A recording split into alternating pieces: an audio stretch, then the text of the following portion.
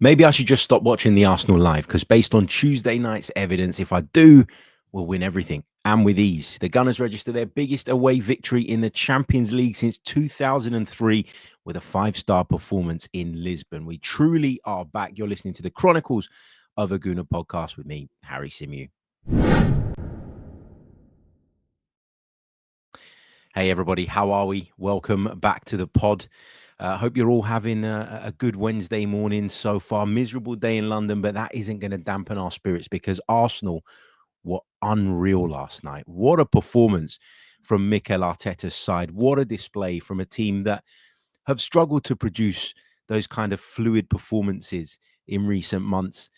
But obviously, with the return of Martin Odegaard, you can see the difference it's made. You can see that Arsenal look back to their best and look like they're ready now to go on the kind of run between now and sort of the end of January that hopefully drags them back into the title race and hopefully sees us compete for the trophies that we really want to come the business end of the season.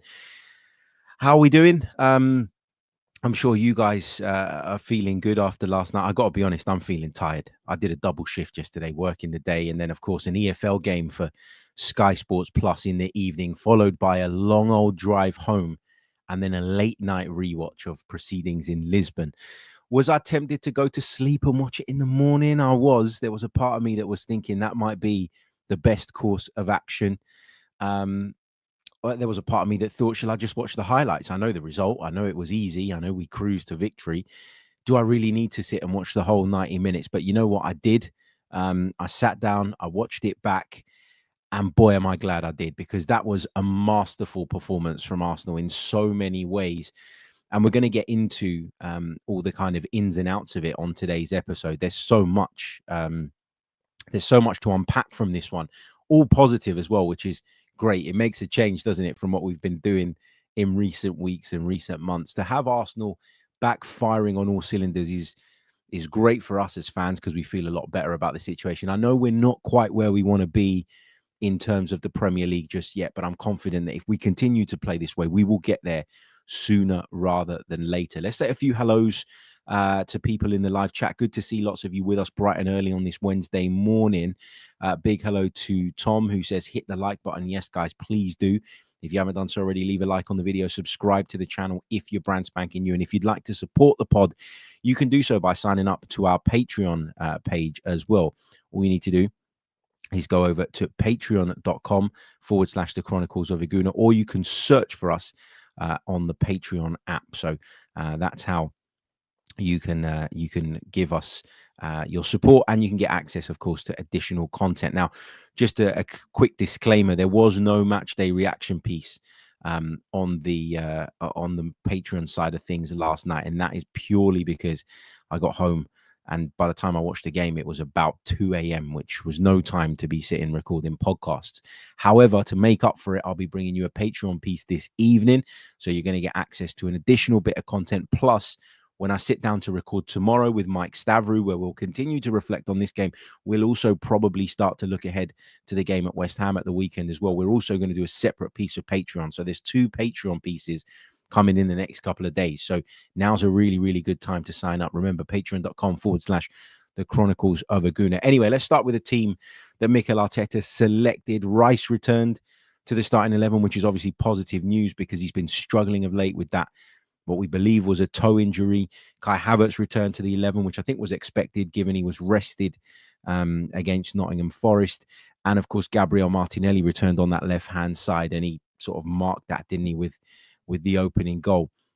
Look, Sporting is a tough place to go, as Manchester City will attest to. They went there not that long ago, just a few weeks ago, in fact. Okay, it was Ruben Amorim Sporting, but it's still the same team. It's still a lot of the same principles. It's still the same place, atmosphere, etc., etc. They haven't lost there for 18 months or so, which is remarkable. And they are clearly right now Portugal's strongest side.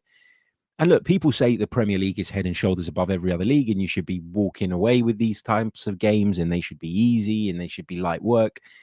But I just think it's disrespectful to what European football is to kind of feel that way. And we've seen Arsenal on many occasions in the last 2 or 3 seasons, when we've looked at them as one of the best teams in the best league in the world, go to places like this and struggle. and struggle to find that fluidity and struggle to go and impose their game and end up sort of going back into their shell and allowing the opposition to grow in confidence as the game goes on, therefore causing us problems. I went to Lens last year in the Champions League, and I have to say the Stade Bollaert was one of the most atmospheric places I've ever been to in my life, and I've been to a lot of football grounds. And I remember coming away from that game thinking, these lot aren't better than us. We just went into our shell. Like, we sort of crumbled under the pressure and given the hostile environment. And so to see Arsenal turn up somewhere like that again, okay, it's not quite as hostile as the Stade Bollaert, but to turn up somewhere where it's atmospheric, where the team that you're playing against are in great form and there's an expectancy among their supporters that they're going to go out there and do the business, and then to shut them down as quickly as we did and set the tone the way we did, I think was brilliant. We set the tone really, really early on in this game, and that took the sting out of the atmosphere. And I saw that fear in the opposition that we saw so many times last season that we haven't seen anywhere near regularly enough at the start of this season. There was a belief in the Arsenal team last night, and I thought that really, really came across. There was a kind of aura. And when we're in that mood, we're really, really difficult to stop, like really difficult to stop. I thought our combination play down the right-hand side, again, was outstanding, and it was key to creating so many of the openings that we did. Obviously, Martinelli's goal comes from Arsenal creating an opening down the right-hand side. Kai Havertz adds the second that puts us in a really commanding position. But the bit I wanted to highlight with regards to the kind of right-hand side, look, we know what Saka and Odegaard are. We've discussed them recently, just a few days ago. We talked at length about the impact of those two, the combination, the chemistry that they seem to share, and the way that they tear teams to pieces. And we often in the past talked about Ben White as the additional piece to that. You know, his movement is important. His ability to support them is important. But Ben White, being more naturally a defender, I would argue, has always provided that balance that allows Odegaard and Saka to be that little bit more aggressive in their positioning and therefore more effective in the final third. Last night, it was Jurrien Timber that was playing as the kind of third piece of our right-hand side combination. And I thought he was outstanding. Like, this guy, when he's fit and when he's on it, is some player. And I find it hard to believe that we signed him, A, for what we did, and B, that we seemed to have a free run at him, that there was nobody else sort of really trying to kick down the door and get Jurrien Timber and sort of take him away with them. We did a magnificent piece of business there.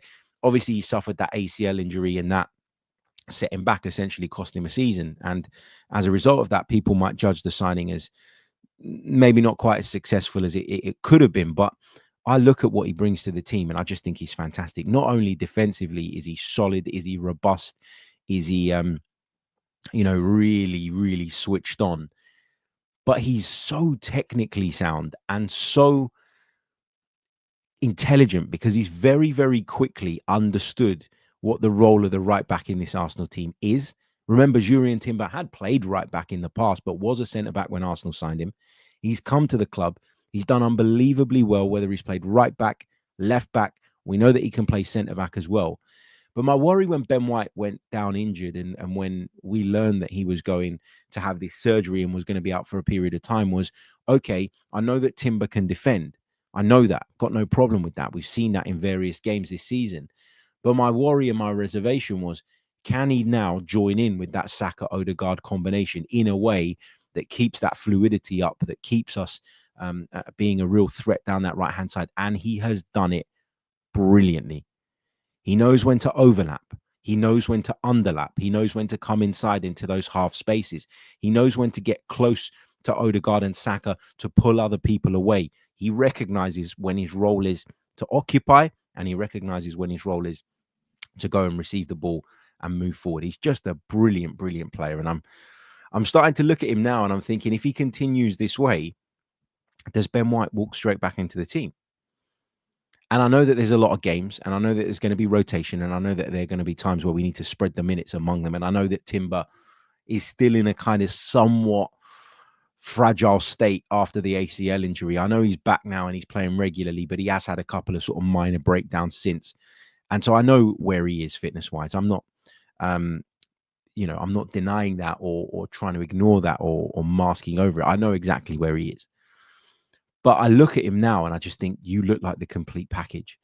And it's not me writing off Ben White or dismissing Ben White. Why would I do that at this stage?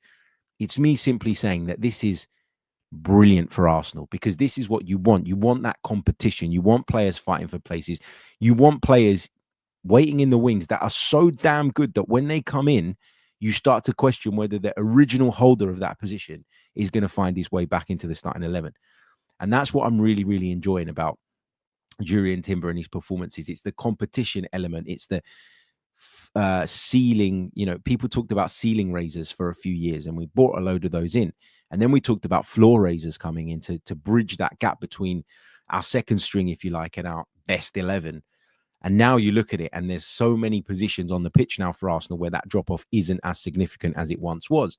Of course, you miss Martin Odegaard, as we've seen. That's a big problem. But in as many positions as you can, you want to have that competition. You really, really do. Let's take a few more of your comments from the live chat. I do want to read through some of these before we continue through the breakdown of the game. Lots of comments on Viktor Gyokeres. We'll discuss him a little bit later on in the show. Don't worry. Joshua James says, Harry, tuned into your match on Sky on the tablet whilst Arsenal were on the TV. Great commentary. Thank you so much, mate. I really, really do appreciate that. Never easy when you don't know much about the teams that you're commentating on, and you can do your research, but you don't always know the context. It's not the same as if I commentate on an Arsenal game. But thank you so much from that. Daniel says, hi, Harry. Daniel from Singapore here. Enjoy your podcast as always. Do you think Haaland and Manchester City will stay humble and beat Liverpool, or do you prefer that they draw? I'd actually prefer that Man City win. I never thought I'd say that, but I do. Mohammed says, morning, Mr. Chronicles. Happy for our game last night. To be honest, that was a masterclass performance. I hope we're going to build from these two games. Lots and lots of positive comments about Arsenal, of course. Rodman being as negative as ever. Didn't you say, hold on, correct me if I'm wrong, is this not the account that commented on a previous YouTube video and said, this is not the channel for me, I'm going to unsubscribe? I'm pretty sure you said that. I think you were trying to get a rise out of me. You didn't get it in the comment section. You might have got it now, but I just find it strange. You said you were leaving, and here you are on a Wednesday morning. Anyway, let's move on. So obviously Arsenal go 2 goals to the good, and then we add a third goal. Gabriel, the one that added the third goal, he did brilliantly to get on the end of it. The delivery was really, really good as always, and it was one of those classic Arsenal set pieces where everybody starts at the back post. There's some movement across the goal.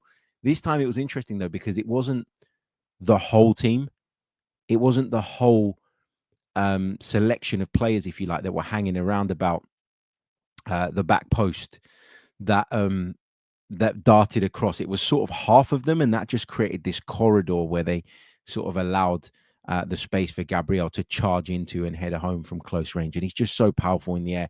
If you clear the space for him and you put the ball in the right area, you know that he's going to get on the end of it. He's that damn good in the air, Gabriel. And that's his 3rd goal of the season, which is remarkable at this stage for a centre-back. Not only that, I think it was his first UEFA Champions League goal as well. So congratulations to him. Here we go, Rodman. Sorry, I got to touch on this. I did unsubscribe. I didn't say I wouldn't watch. Well, what's the point in that? Making this big song and dance as if anybody cares that you've unsubscribed, only to come and watch anyway. Anyway, sorry, but yeah, it's just funny. I thought, again, Martin Odegaard was key, and I know that feels like an obvious thing to say, and it feels like on every podcast at the moment, all we're doing is talking about the Norwegian and his influence. But I think because I watched the game back last night and I wasn't watching it live, there was no emotion, there was no anxiety, there was no stress, there was none of that, because I knew what the outcome was already. And it's actually quite nice watching games of football like that sometimes, because I think you get to analyze the game for what it actually is. I think when the emotion's not there and you're purely watching the football and you're trying to spot stuff, even knowing what's going to come next, I think you can do a better job of the analysis. And that's why I like to watch games back, as you guys know, sort of the following day. And then I kind of maybe go back and sort of update some of my viewpoints on how that game went. Because I think when you're watching it live with that emotion, you can get sucked into narratives and you can get sucked into things that just didn't really happen, or you know, you can get sucked into things that that are based around narratives that maybe have been pre-existing in the build up to the game or whatever. But with Odegaard, I saw someone who's got so much variety to his game. Like, he can drop deep and get on the ball and combine with the centre halves. He can lay it right. He can lay it left. He can pass it through the lines. He can come and receive the ball from pretty much anywhere on the pitch, take one touch, take two touches, sometimes play a first-time ball around the corner. And that's why he's so difficult to stop. You get a lot of players that I think are leaders of a team, are stars of a team. And what you get from them is this kind of want to control and dictate the tempo in a way that comes across as a little bit selfish at times. So, like, I think Bruno Fernandes at Manchester United can be guilty of that at times, right? He gets the ball. Sometimes he takes too many touches, in my opinion, because he wants to be that guy. He wants to have the influence. Whereas with Odegaard, the beauty of him is that he doesn't do that. If the circumstance dictates that the right thing is a first-time pass, if the circumstance dictates that he gives it straight back to where it came from, he'll do that. If it dictates that he picks up the ball and goes on a dribble, if it dictates that, you know, he realizes that Arsenal are struggling for a way out and he knows that he can receive the ball, attract 2 or 3 opposition players, and believes in his quality and belief to kind of hold on to the ball and then pop it through a line or left or right to get Arsenal going, he'll do that. He's very, very good at assessing the situation, reading what's required, and then doing it. And that variety to his game, I think, is what makes him one of the scariest players on earth to play against at this moment in time. And also, it's what he does off the ball. Super aggressive all the time, leads the press, charges forward from that Arsenal midfield, joins Kai Havertz when he plays up front as a kind of 2, and those two like to press. And they do that a lot in away games. They do it in home games too. But I think the great thing about this team right now is the variety. And I talk about variety in Odegaard's game, but there's variety to the way that the team plays as well. When we're away from home, we recognize that we're away from home. And some people say it's us changing our style or being negative or not believing necessarily in what it is that we're trying to do and maybe compromising on that a little bit. I just think it's us playing whatever the scenario requires. And sometimes we sit in a 4-4-2 when we're out of possession. Sometimes we go a little bit more aggressive. Sometimes you'll see Declan Rice drop that little bit deeper and make it double pivot alongside Thomas Partey. There's so many different variations to our game right now, and that's what makes us a really, really special team. It's fair to say, though, at the start of the second period, there was a rocky patch for Arsenal. Look, you go to a place like that, and it's going to come at some point. The key is that if you put yourself in a commanding position, as we did, 3 goals to the good at half time, then when that rocky period comes, it's very unlikely that the opposition are going to be able to drag themselves back into the game. But when they made it 3-1, and I just talked about the fact that I was watching it with no emotion, no feelings really, because I knew what the outcome was. When I was watching it, I kind of got so immersed in the game that when they made it 3-1, I started to think, this could be a problem. This could potentially be an issue for us. But then I watched closely how Arsenal just took this thing out of the game. David Raya made a few saves last night. There's no getting away from that. He did.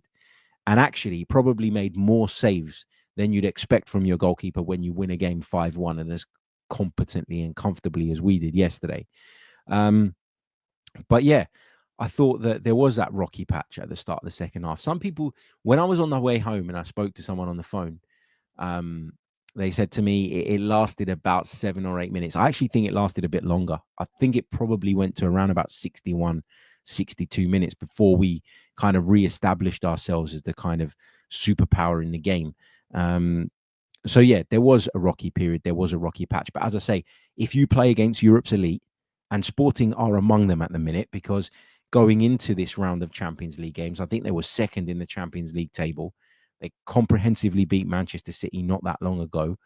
And so, you have to understand where you are, and you have to understand the circumstances. You have to understand who you're playing against. This isn't a pub team from down the road. This isn't a bottom of the table Premier League side.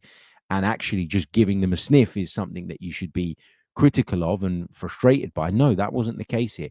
This is a very, very good Sporting side. And at home, they were always going to have a period where they were on top. And it was how we dealt with that period. It was how we coped with that. And we did, I think, everything within our power to just take this thing out of the game. And then we went down the other end and obviously won a penalty, which Bukayo Saka converted. And that was game over from then on. great that we got to make changes. Great that Leandro Trossard came off the bench and scored.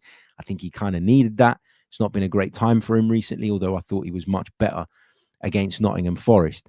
But just a few more observations from the game before I let you guys go.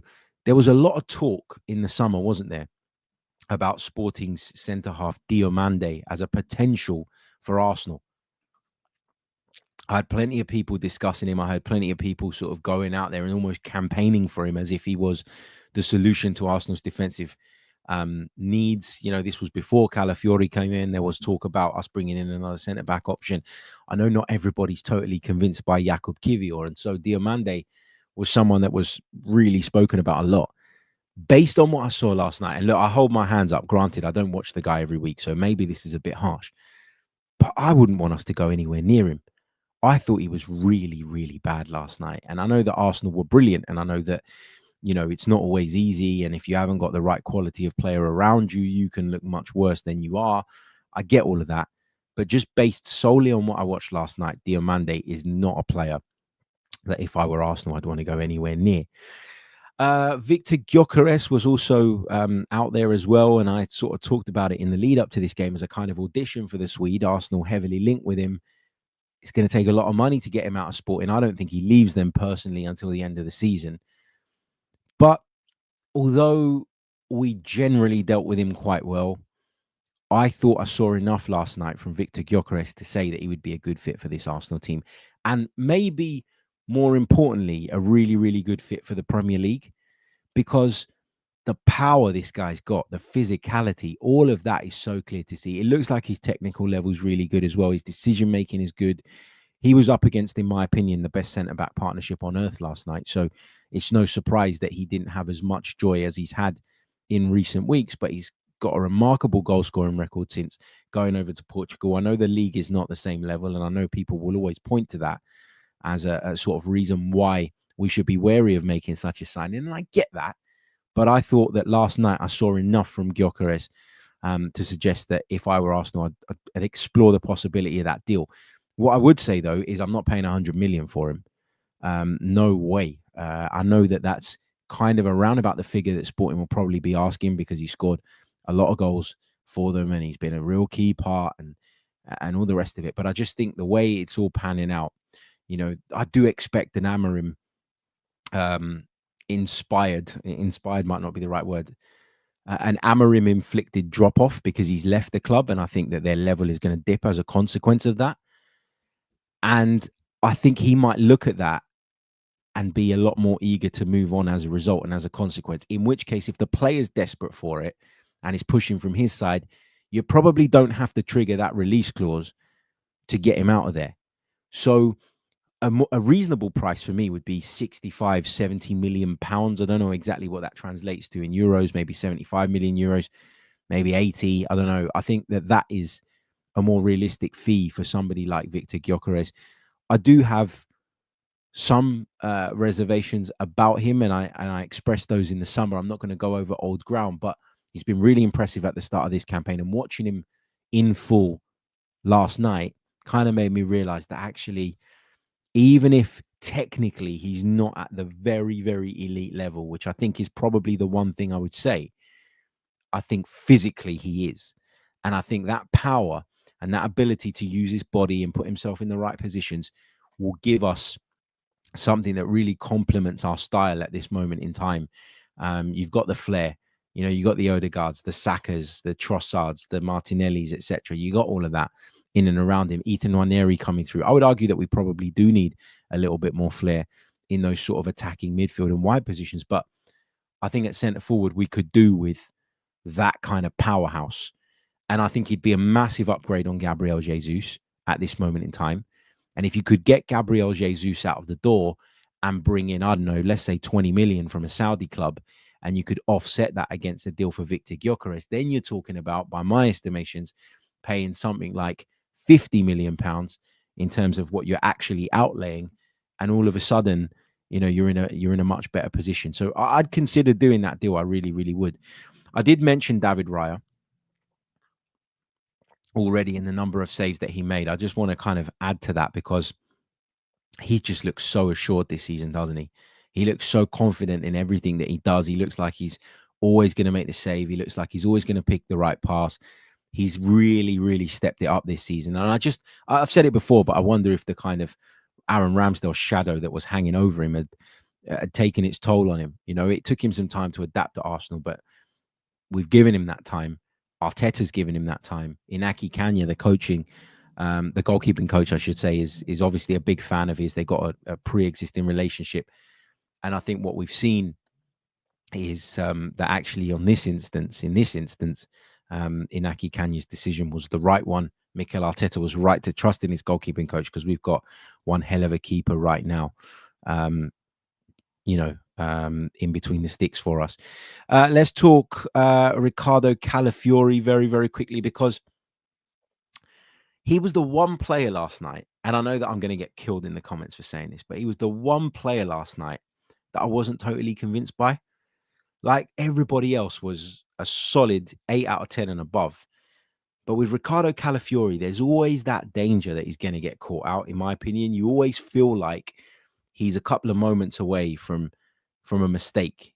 You know, it always feels like he takes too many risks. It always feels like he can be beaten.